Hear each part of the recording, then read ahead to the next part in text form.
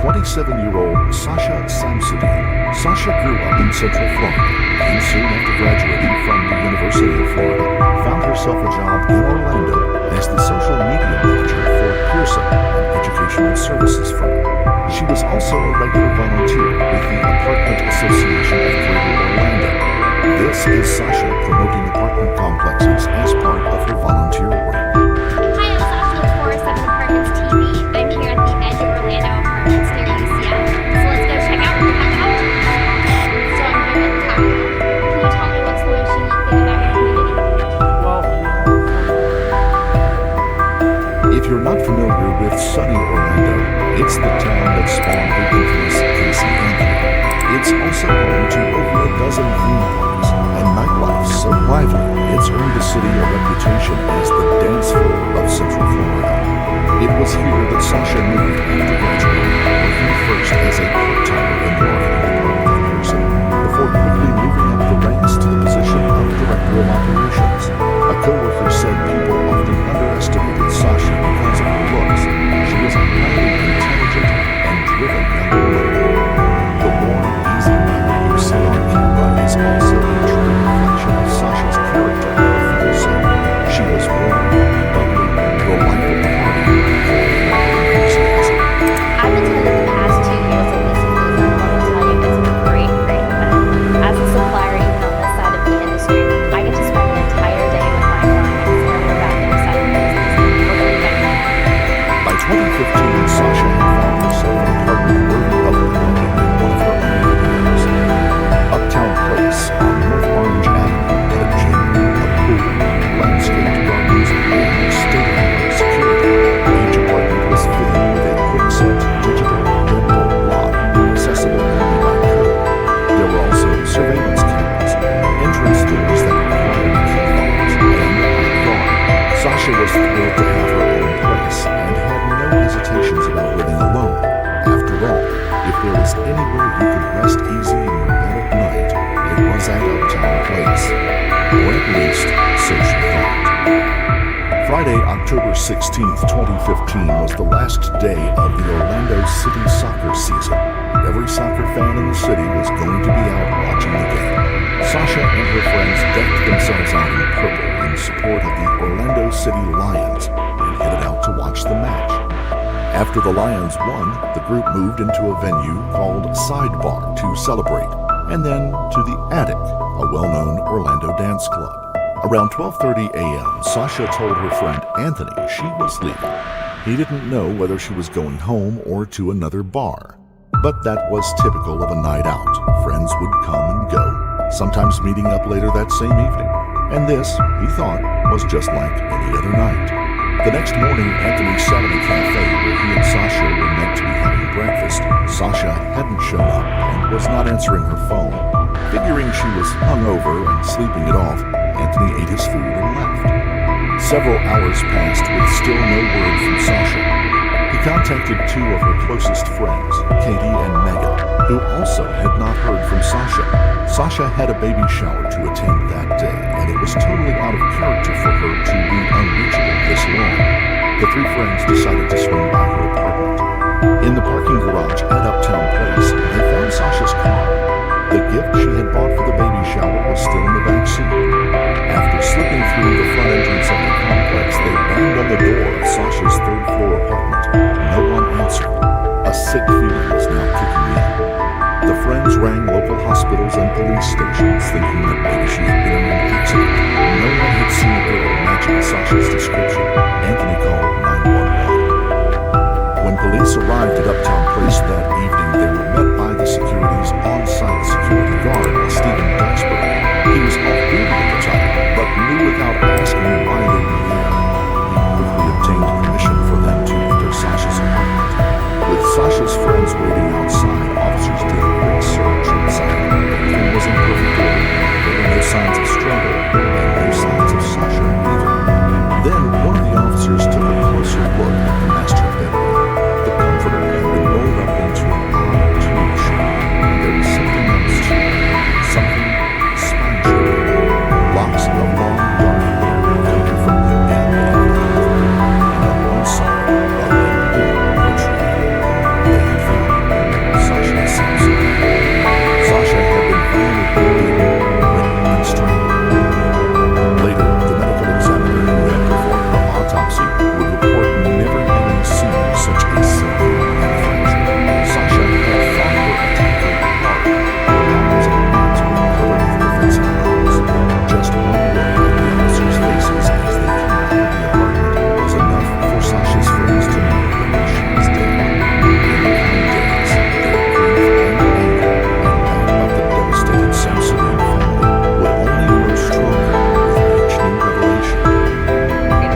vicious death of a 27-year-old Orlando woman.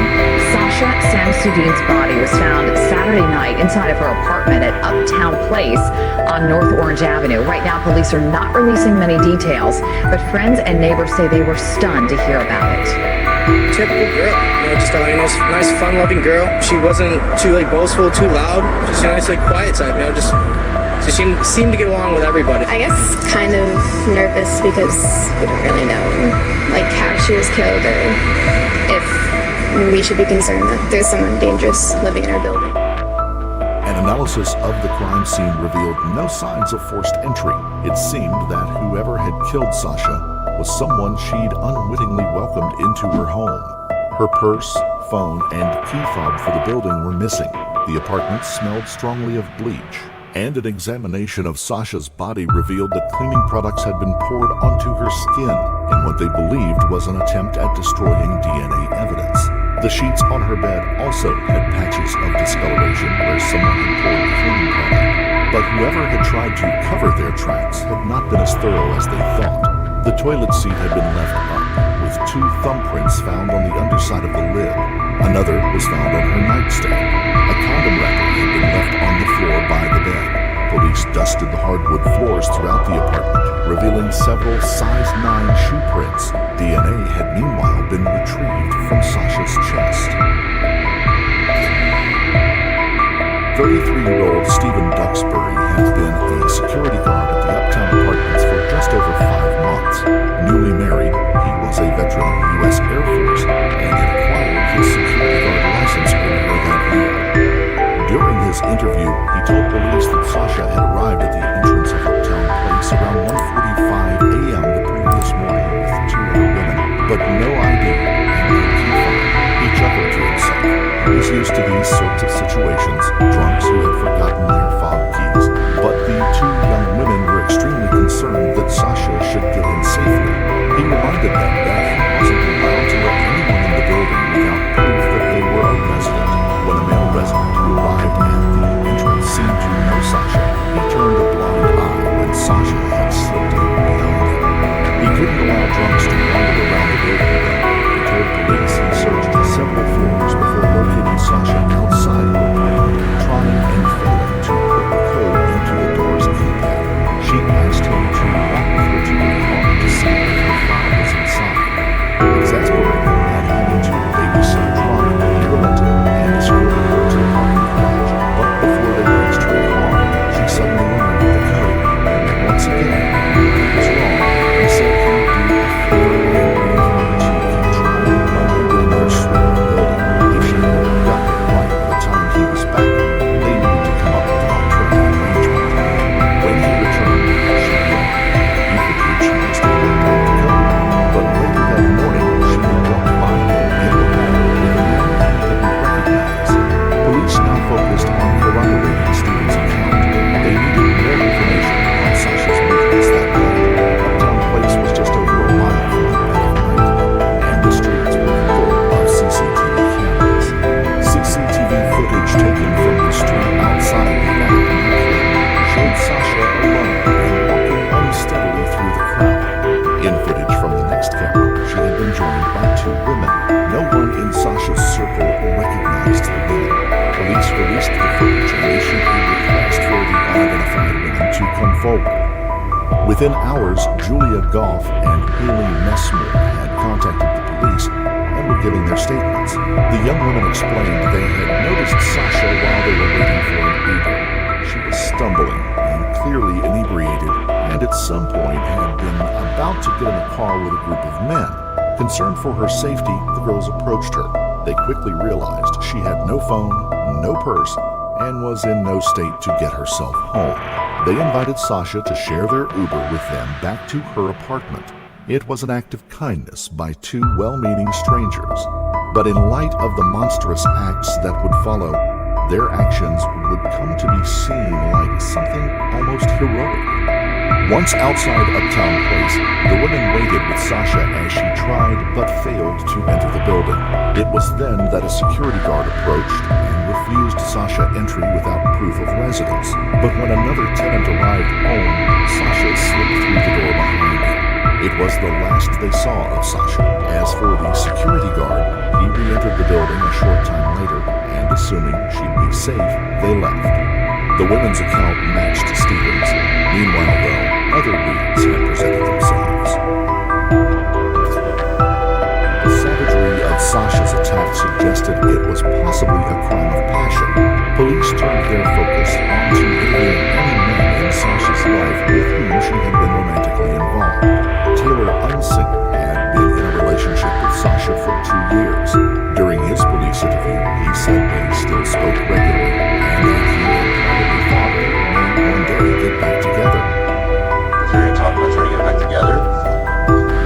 We didn't really talk about it, but it was something that I always thought that we would have done. On the night of the murder, he'd been working a bar shift, he said. His parents had been staying with him, and he had come home and gone to bed around 1 a.m. His whereabouts were later corroborated. He would be eliminated from the investigation when his DNA proved not to be a match of the killer's.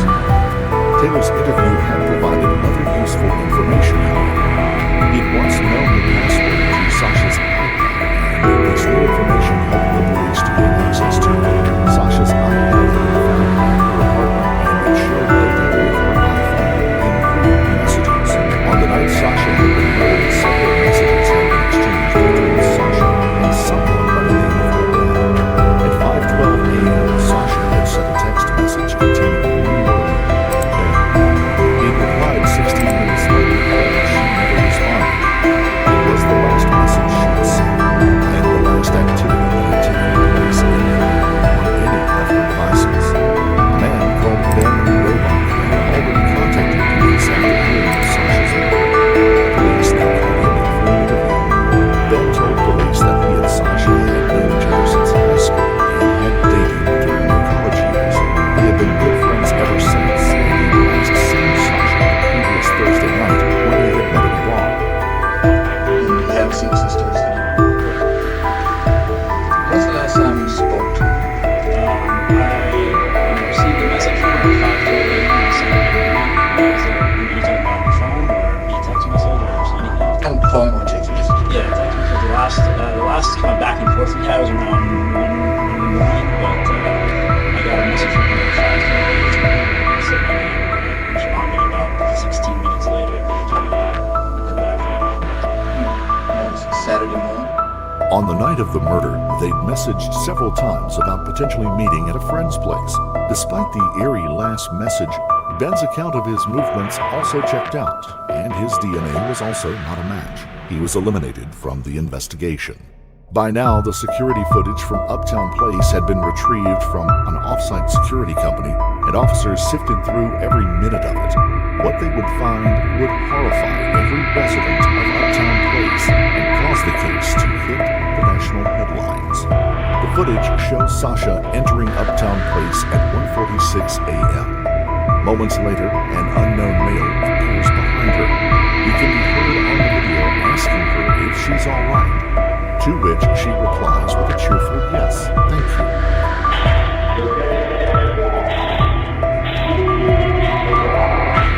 She then heads up the stairs and for the next 20 minutes is out of view of any camera. At 1:48 a.m., Stephen Duxbury re-enters, looking for Sasha. Sasha, meanwhile, can be seen stumbling up another flight of stairs. At 2:06 a.m., she is picked up on a different camera. There is the clanging of Sasha's shoes through the stairwell as she runs up the stairs, apparently to escape Stephen, who she believes is going to throw her off the premises.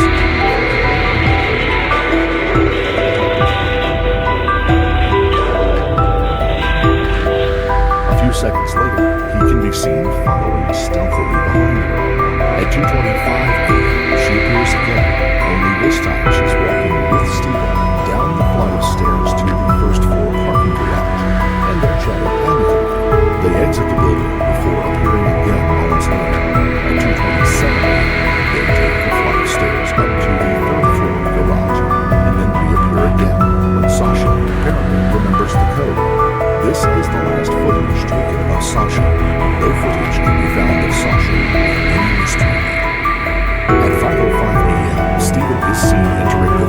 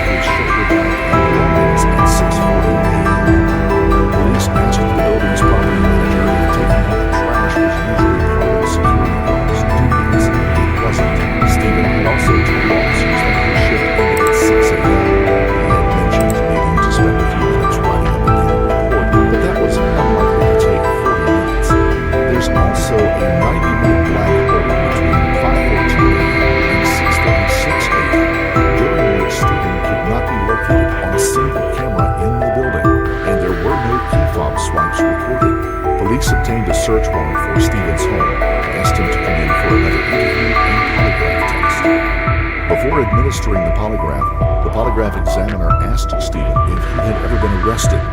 Stephen now mentioned that he had when he was a juvenile, but it was a misunderstanding. Jacked up case, he said. In the following bizarre account, he explains that he was falsely accused of assault by a girl with serious emotional issues. He'd then been a true hero and pleaded guilty in order to save his best friend and the girl's reputation. Basically, it was just my best friend's older sister was babysitting my siblings because they wouldn't listen to me. My mother was a single mother raising 4 kids. We lived in a farm in Massachusetts. Kid that lived down the road kept sneaking over to our farm and opening all the doors late on himself until night. We lived on a major highway. I had to take the dogs out to the barn. She came with me to help me because I had a golden retriever and while we were out there, I'd forgotten to plug in the cord that gave power to the barn. So pitch black, and I thought I heard something upstairs. I thought, shit's all such. So, not really. I think I went over to the wall of tools and I grabbed the first thing that seemed sense to me, which was a shovel head that had grown out. I go upstairs and she's following me. She was about a year or two older than I was. And, she's kind of nervous of what's going on, so I basically stay here at the top of the stairs. Anyone tries to run by, stop. She's like, okay. So I go walking around, I can barely see anything. I'm walking, I hear billboards creak, I see a shadow move out of the corner of my eye. Turn around, looks like the back of her head. I go, she followed me. So it's not a mistake. Well, that's not a mistake. Unfortunately, when it's right down the worst roads possible. She freaks out, and I got that weird that she freaks out very previously, and it's Andrew Mama, to see if she had some severe issues with that. Her mother hated my mother because she was so uncomfortable talking to her. So she forced Becky to press charges against state troopers in the neighborhood, basically, saying that was trying to rape her. And then it just went from there. Here's the accurate version. Stephen had hit his best friend's older sister over the head with a shovel while she had been babysitting him and his siblings.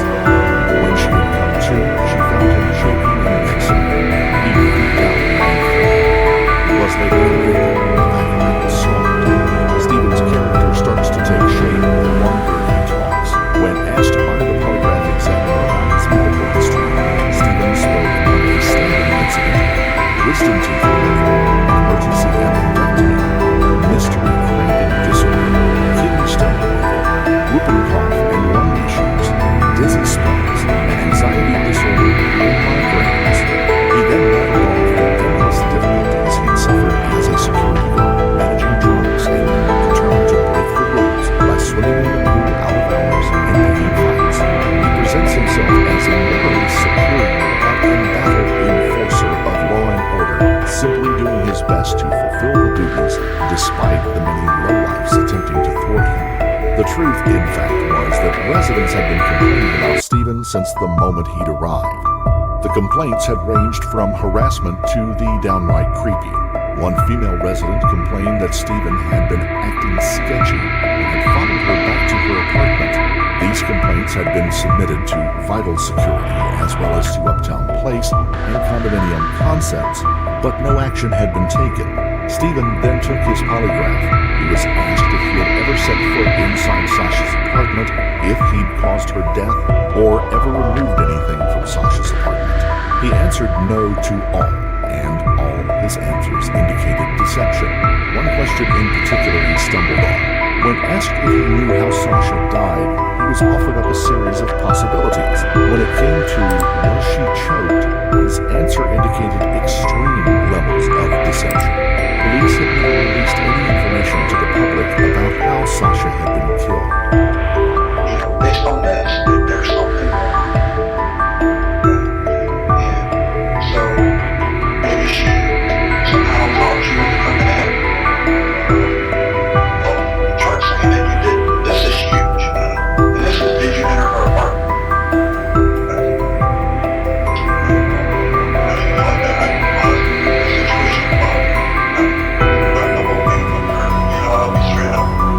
Situation.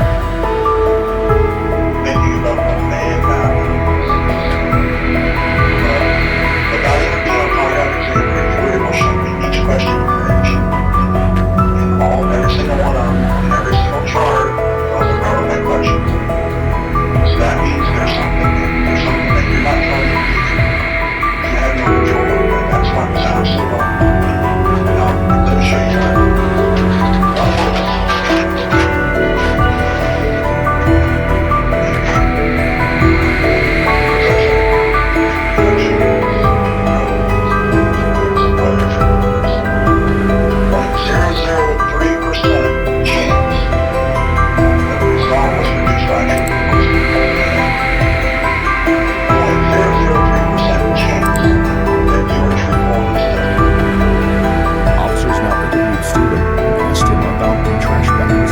He said he had seen them on the second floor after his shift ended and thought he would do the cleaners a favor. Here's a glimpse of the extraordinary arrogance and delusional moral superiority that is Stephen Duxbury.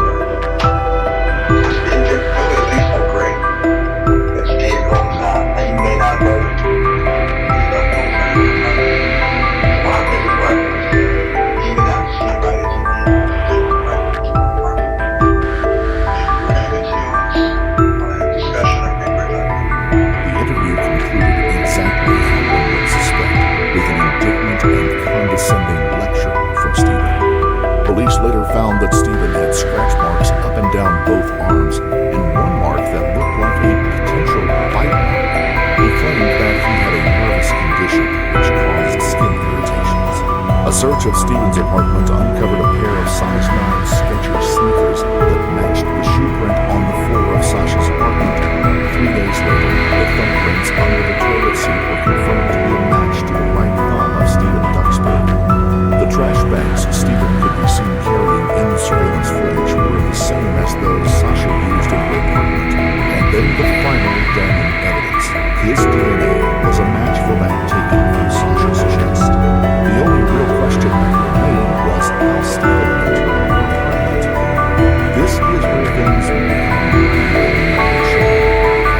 an examination of Stephen's phone revealed that from 4:56 a.m. until 5:01 a.m.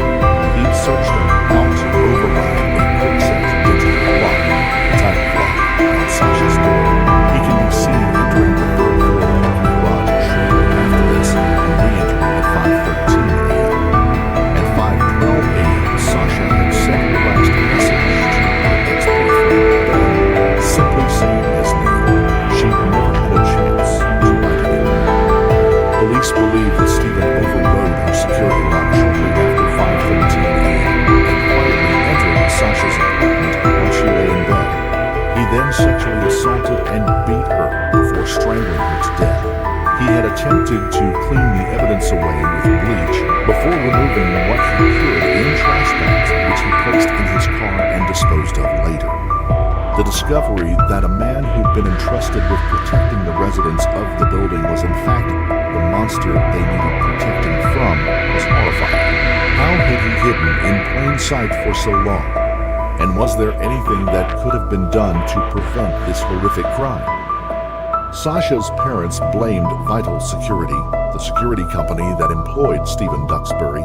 Stephen had a criminal past. Other residents' complaints had been ignored, but the company argued that Duxbury had passed the state-level FBI background check. The family also filed lawsuit against Spectrum Brands, the company which manufactured the quick-set lock on Sasha's door, Criticism over flaws in the lock and the ease with which they could be manipulated had been appearing in news articles since a 2013 article in Wired magazine. Sasha, along with every individual with a quick-set lock, had been dangerously vulnerable to forced entry attack. The company, however, argued that the lock on Sasha's door was most likely faulty, but this could not be proved since it had been discarded. In January 2016, Kwikset redesigned the Smart Key deadbolt. Orlando police investigators say 33-year-old Stephen Duxbury was arrested around 10:30 this morning at his home in Port Orange. They say Duxbury was a security guard here at the Uptown Place Apartments in downtown Orlando the night 27-year-old Sasha Samsudean arrived home after a night out with friends. As a security guard, he used his access to prey on someone who was very vulnerable. Police Chief John Mina and his investigators say Duxbury sexually battered Samsudean and strangled her in her apartment. They say he then wrapped her body in her comforter, using bleach to get rid of any DNA evidence. Investigators say Duxbury didn't realize he left behind some shoe prints on her carpet, and he also left behind fingerprints on her toilet seat, which he left up. Detectives said they hope Duxbury's arrest lets residents here sleep easier tonight. Stephen Duxbury was arrested in November of 2015 and charged with first-degree murder, sexual battery, and burglary to an occupied dwelling.